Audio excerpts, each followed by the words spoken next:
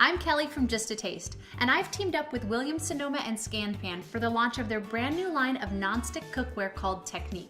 Today we're going to be using the Giant Braiser to make one old giant pot of one-pot pasta with Italian sausage. I'm going to start by adding a little bit of olive oil to my pan. And then I'm going to add a mild Italian sausage. If you like a little bit of a kick, go ahead and go for the spicy version, but because I have two little kids, I'm always opting for the sweet or mild one. The great thing about this nonstick surface is you really have to use minimal oil because literally nothing sticks to the pan, but at the same time you still get this really nice browning on any sort of meats.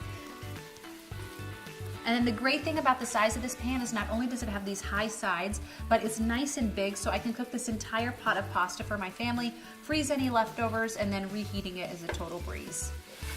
I've got that nice golden brown color on my Italian sausage. And now all I'm going to do is add a little bit of minced garlic. All right, now we've got our sausage, our garlic, in goes our tomato sauce. You could use homemade or store-bought tomato sauce. And then a little bit of water.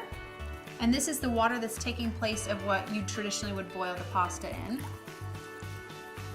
And last but not least, our uncooked pasta. So today I'm using rigatoni. You could use a penne, a cavatappi, anything that you like.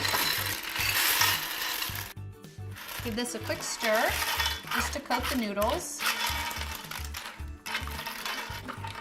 Once the noodles are nice and coated, I'm gonna go ahead and pop on the lid. And then this is gonna cook for about 12 minutes or just until the noodles are al dente. The pasta is perfectly al dente, my sauce has thickened up. Now it's time to plate the pasta. I'm gonna add 2 types of cheese, so my little boys absolutely love mini mozzarella balls, which I've just cut in half. I'm gonna plop a few of those on top, and then some freshly grated Parmesan cheese and some fresh basil for a little bit of color. And now it's time to dig in. For the full recipe, check out justataste.com.